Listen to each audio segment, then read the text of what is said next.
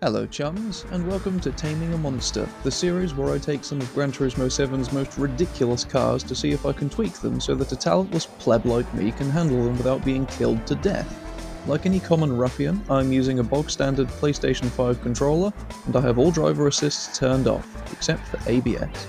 Let's see what car is trying to murder me today. Today is a good day for me.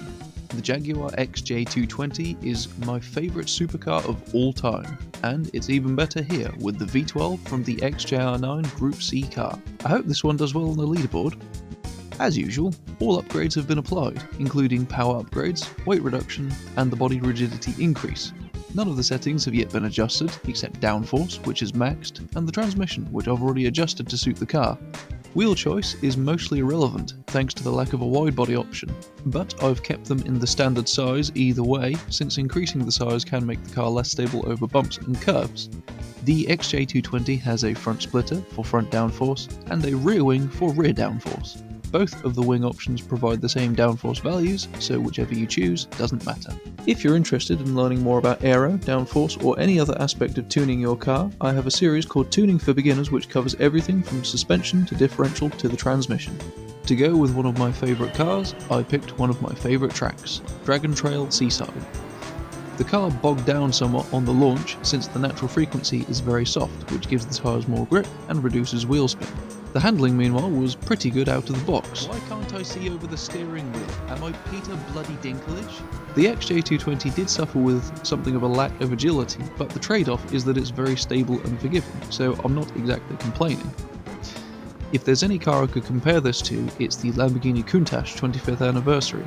The Jag has the advantage of more downforce though. For my first tweaks, I lowered the car slightly, because it looks cool. I also increased anti-roll bars and natural frequency. Setting the anti-roll bars higher at the rear can improve stability when braking, and setting frequency lower at the rear can reduce power oversteer. Where are the fecking brakes? As you can tell, one other problem with the Jaguar was the brakes. They're not what you'd call the sharpest. The stiffer suspension did make the car feel more agile, but beyond that, not much had changed.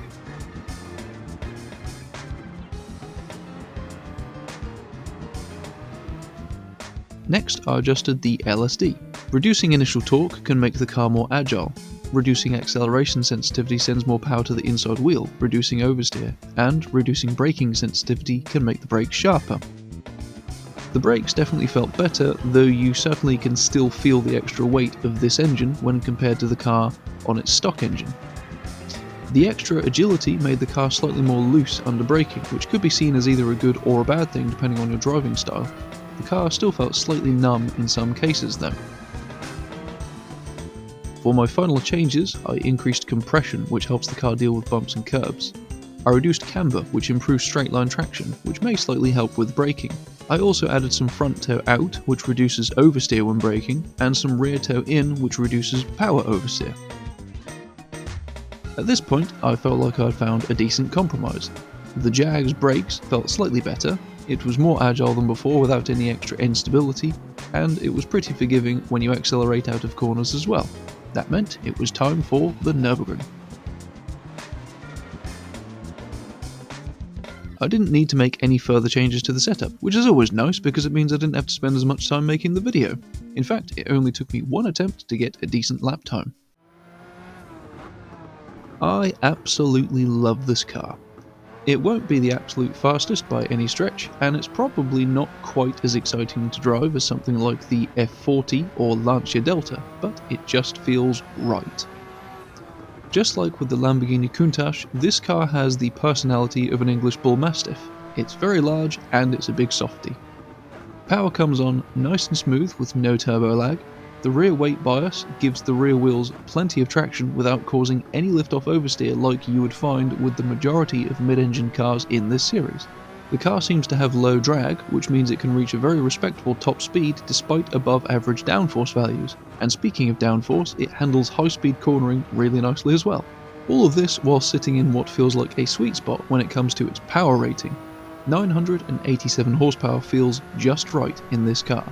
It's not so excessive that it makes the car difficult to drive, and yet it's not falling behind on the straight like the Ford Focus RS would, for example. Coupled with the Group 1 engine's fuel economy, this car is a perfect option for races with fuel consumption. While I'm certainly biased, this may be the car I would pick above all others in the Taming a Monster series so far. I'm so happy that Polyphony picked this engine for this car.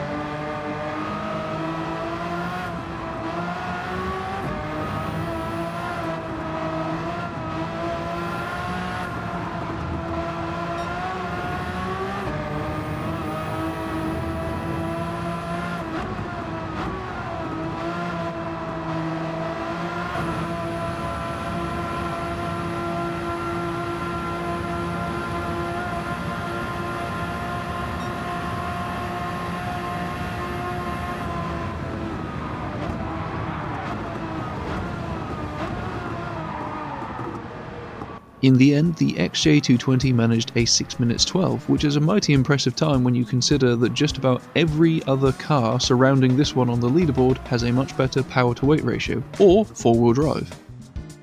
So, that was my attempt to tame a monster. I hope my settings helped, or that you enjoyed this video.